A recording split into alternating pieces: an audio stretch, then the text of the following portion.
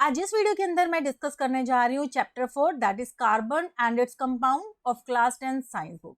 Right, तो इसके अंदर जो मैंने टॉपिक कवर किया है वो है topic 4.1 bonding in carbon the covalent bonding. Right, तो अगर आपने मेरी पिछली वीडियो देखी होगी तो उसके अंदर मैंने कार्बन के बारे में थोड़ी सी इंट्रोडक्शन दी थी भी कार्बन क्या है, एटमॉस्फेयर में कितना प्रेजेंट है एंड ऑल दैट। और आज इस वीडियो के अंदर मैं डिस्कस करूंगी जो कार्बन है वो किस तरह से बॉन्डिंग बनाता है दूसरे एलिमेंट के साथ।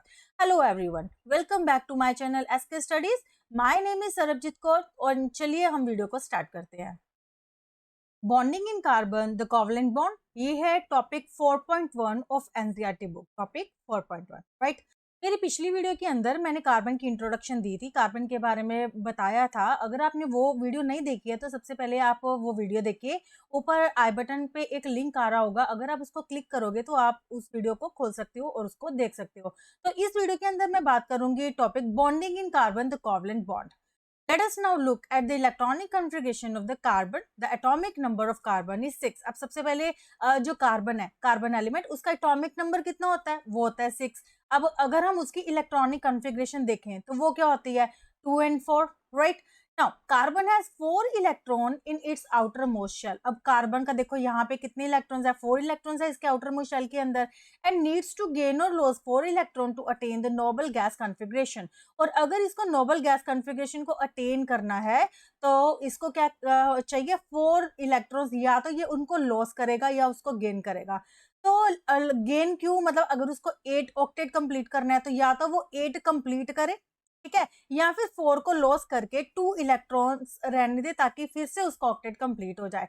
तो अब हमने टर्न बाय टर्न ये दोनों केसेस को डिस्कस करना है कि अगर वो लॉस करता है इलेक्ट्रॉन्स को एंड अगर वो गेन करता है तो क्या होता है उसके साथ, ठीक है। तो फर्स्ट हमारा जो केस है वो है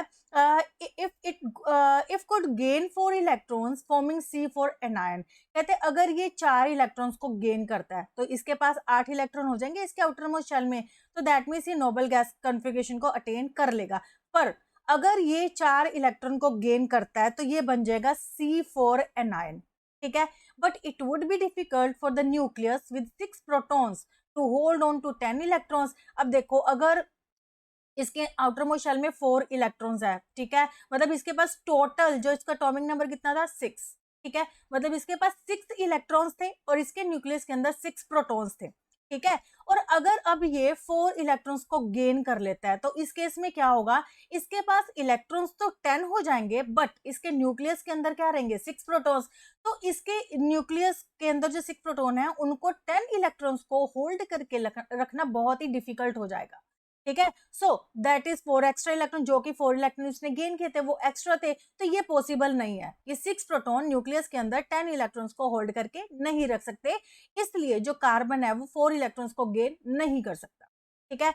अब हम अगर दूसरे केस की तरफ चलते हैं। नेक्स्ट केस क्या है? If it could loss 4 electrons forming C4 plus cation. कहता है कि अगर ये 4 इलेक्ट्रॉन्स को लॉस करता है, ठीक है, अगर 4 इलेक्ट्रॉन्स को लॉस करता है तो ये क्या बन जाएगा? ये बन जाएगा C4 प्लस, मतलब कि केटायन बन जाएगा। But it would require large amount of energy to remove 4 electrons leaving behind a carbon cation with 6 protons. कहता है कि जब होता क्या है, जब किसी भी न्यूक्लियस के आउटर मोस्ट मतलब कि बाहर से उसके शेल्स के अंदर से इलेक्ट्रॉन को लॉस करना होता है तो उसको कुछ अमाउंट ऑफ एनर्जी चाहिए, ठीक है।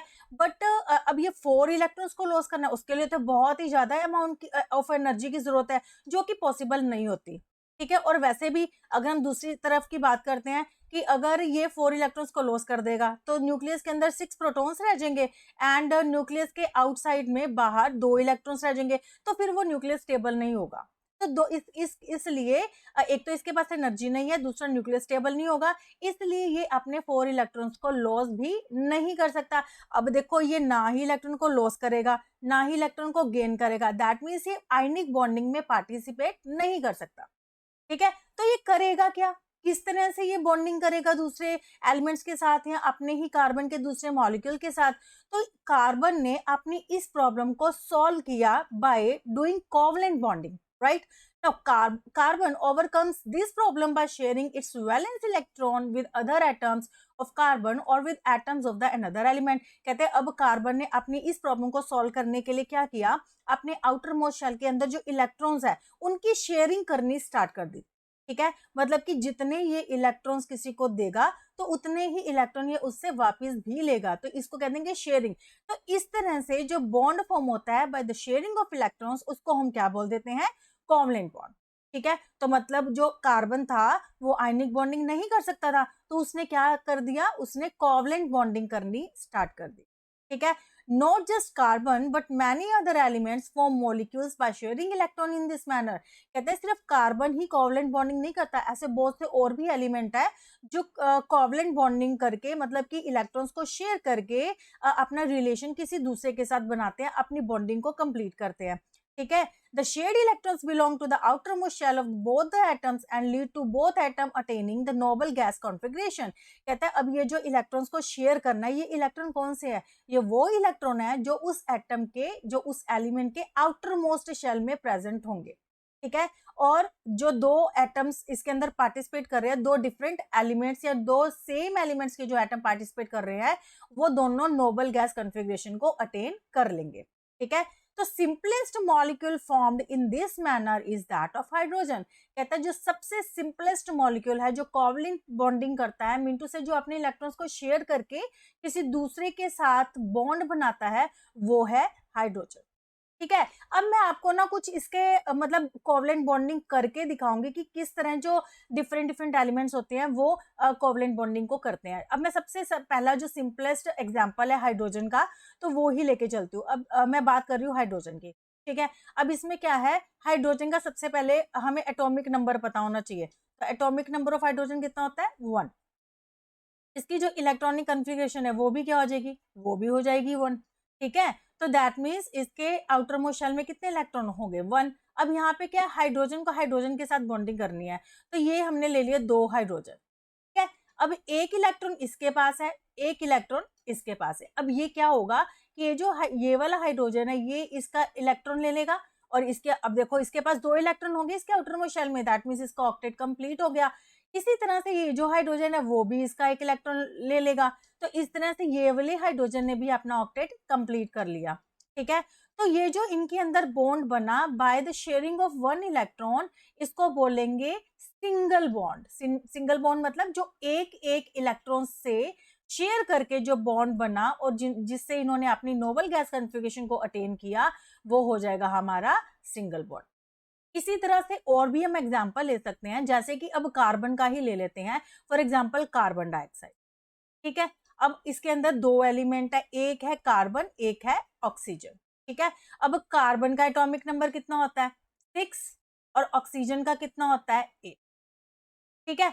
अब इसके देखो इसकी कार्बन की इलेक्ट्रॉनिक कन्फिग्रेशन क्या हो जाएगी, 2 and 4, और इसकी इलेक्ट्रॉनिक कन्फिग्रेशन क्या हो जाएगी, 2 and 6। मीन टू से इसके आउटर मोस्ट शेल में 4 इलेक्ट्रॉन्स है शेयरिंग करने के लिए, और इसके आउटर मोस्ट शेल में 6 इलेक्ट्रॉन है शेयरिंग करने के लिए। तो इसको 4 इलेक्ट्रॉन की जरूरत है, इसको 2 इलेक्ट्रॉन्स की जरूरत है, और एक कार्बन ने 2 ऑक्सीजन के साथ मतलब कि रिलेशन बनाना है, बॉन्डिंग करनी है। तो हम इसको कैसे करेंगे, देखो ये एक कार्बन है, इसके साथ 2 ऑक्सीजन ने बॉन्ड बनाना है, ठीक है। अब देखो इसके आउटर कार्बन को कितने इलेक्ट्रॉन्स की जरूरत है, 4। तो कार्बन क्या करेगा, 2 इलेक्ट्रॉन इधर से ले लेगा, 2 और 2 इलेक्ट्रॉन इधर से ले लेगा। तो पहले हम इनके इलेक्ट्रॉन्स का डिस्ट्रीब्यूशन करके दिखाते हैं। जैसे इसके आउटर मोस्ट में 6 थे, तो जितने इलेक्ट्रॉन्स की शेयरिंग होनी है ना, वो इलेक्ट्रॉन्स हम बिल्कुल फ्रंट पे रखेंगे दूसरे वाले एलिमेंट के। लाइक इसके पास 4 थे, तो ये इसके ये 4 हो गए, और इधर वाले ऑक्सीजन के कितने से 6, ये हो गए 2, ये हो गए 2 4, एंड ये हो गए 6। अब देखो ये कैसे किस तरह से बॉन्डिंग बनाएंगे। सबसे पहले ये जो कार्बन है, अब उसके पास 2 to 4 है इलेक्ट्रॉन्स। अब ये 2 इलेक्ट्रॉन्स इसके ले लेगा और 2 इलेक्ट्रॉन्स यहाँ से इसके ले लेगा, और ये किस तरह से बॉन्डिंग बनाएगा, देखो इस तरह से। ये अब देखो कार्बन के सर्कल के अंदर कितने हो गए, 8 कंप्लीट। तो दैट मीन्स इसका ऑक्टेट है वो कंप्लीट हो चुका है। अब ये जो ऑक्सीजन है इसको तो 2 इलेक्ट्रॉन्स चाहिए थे, अब ये क्या करेगा, ये कार्बन के इस कार्बन के 2 इलेक्ट्रॉन्स ले लेगा, तो इसका ऑक्टेट कंप्लीट हो गया। इसी तरह से ये जो ऑक्सीजन है वो इस तरह से इसके साथ भी इससे भी 2 इलेक्ट्रॉन ले लेगा। तो इस तरह से अगर हम देखेंगे बाय शेयरिंग ऑफ इलेक्ट्रॉन्स इन्होंने अपना ऑक्टेट कंप्लीट कर लिया और इस तरह की बॉन्डिंग को हम क्या बोल देते हैं, कोवलेंट बॉन्डिंग। अब इन्होंने 2 इलेक्ट्रॉन्स को शेयर किया है, तो इसको हम किस तरह से लिखेंगे, किस तरह से डिनोट करेंगे। ऑक्सीजन ने कार्बन से 2 लिए, ठीक है, और ये वाले इस तरह से, मतलब कि सबने एक दूसरे से 2-2 जो इलेक्ट्रॉन्स है उसको शेयर करके अपना ऑक्टेट कंप्लीट किया है और इस तरह से इन्होंने बॉन्डिंग बनाई है। इस बॉन्डिंग को हम क्या कह देंगे, कोवलेंट बॉन्डिंग। ठीक है, अब इस तरह से आप और भी बहुत सारे एग्जांपल्स ले सकते हो। अगर मैं और एग्जांपल लेके चलूं, अगर मैं ऑक्सीजन की बात करती हूँ, ऑक्सीजन, तो ऑक्सीजन क्या होता है, ऑक्सीजन होता है O2। ठीक है, अब ये किस तरह से बॉन्डिंग करेगा, अब इसका एटॉमिक नंबर कितना है, इसका एटॉमिक नंबर है 8। इसकी इलेक्ट्रॉनिक कन्फिग्रेशन क्या हो जाएगी, 2 and 6। अब उसके बाद इसने 2 इलेक्ट्रॉन्स चाहिए, तो ये हो गए हमारे पास 2 ऑक्सीजन। अब इनके पास क्या है, 2 इलेक्ट्रॉन इन्होंने शेयर करने हैं ना, 2 की जरूरत है, तो वो हम रखेंगे फ्रंट पे, बाकी रखेंगे साइड पे। तो ये क्या करेगा, ये जो ऑक्सीजन है इधर से इसके 2 इलेक्ट्रॉन ले लेगा और ये वाला इसके 2 इलेक्ट्रॉन ले लेगा। देखो इस तरह से इन्होंने इलेक्ट्रॉन को शेयर करके अपने 2-2 इलेक्ट्रॉन लेकर और देकर अपने ऑक्टेट को कंप्लीट कर लिया। और अगर इन्होंने 2 इलेक्ट्रॉन्स को शेयर कर लिया तो यहाँ पे क्या आ जाएगा, डबल बॉन्ड। इसी तरह से अगर मैं नाइट्रोजन की बात करती हूँ, नाइट्रोजन नाइट्रोजन हमारे पास क्या होता है, N2। ठीक है, अगर इसकी बात करें तो इसका एटॉमिक नंबर कितना होता है, इसका एटॉमिक नंबर होता है 7। ठीक है, इसकी इलेक्ट्रॉनिक कन्फिग्रेशन क्या आ जाएगी, इसकी इलेक्ट्रॉनिक कन्फिग्रेशन होगी 2 and 5। अब इसको ऑक्टेट कंप्लीट करने के लिए कितने इलेक्ट्रॉन्स की जरूरत है, 3। ठीक है, तो मतलब कि ये 3 इलेक्ट्रॉन्स को शेयर करेंगे एक दूसरे के साथ। तो ये इसके पास टोटल 5 है, तो 2 हमने इधर रख दिए। अब शेयर 3 करने हैं ना, तो 3 सामने रखेंगे इस तरह से। ठीक है, तो अब ये नाइट्रोजन क्या करेगा, इसके 3 ले लेगा और अपना ऑक्टेट कंप्लीट करेगा। इसी तरह से ये वाला नाइट्रोजन क्या करेगा, ये भी इससे 3 लेके अपना ऑक्टेट कंप्लीट करेगा। अब यहाँ पर इन्होंने 3 इलेक्ट्रॉन्स को शेयर करा है, इसलिए इनके अंदर बॉन्डिंग भी क्या आ जाएगी, ट्रिपल बॉन्ड। ठीक है, तो हमने देखा कि किस तरह से डिफरेंट डिफरेंट एलिमेंट है वो अपने इलेक्ट्रॉन्स को शेयर करके एक दूसरे के साथ कोवलेंट बॉन्डिंग बनाते हैं और एक स्टेबल मॉलिक्यूल फॉर्म कर देते हैं। ठीक है, तो होप आपको मेरी ये सारी वीडियो अच्छे से क्लियर होगी। ये बड़ा अच्छा सा और इजी सा मेथड था कोवलेंट बॉन्डिंग का। तो होप कार्बन की भी जो मुश्किल थी आयनिक बॉन्ड को ना बनाने की और उसके बाद कैसे बनाएगा कोवलेंट बॉन्डिंग से, होप आपको सारा कुछ ये क्लियर हो गया होगा। तो अगर आपको मेरी ये वीडियो अच्छी लगी तो please hit like button, subscribe my channel and please comment अगर आपको कुछ भी क्लियर नहीं हुआ। Thank you so much.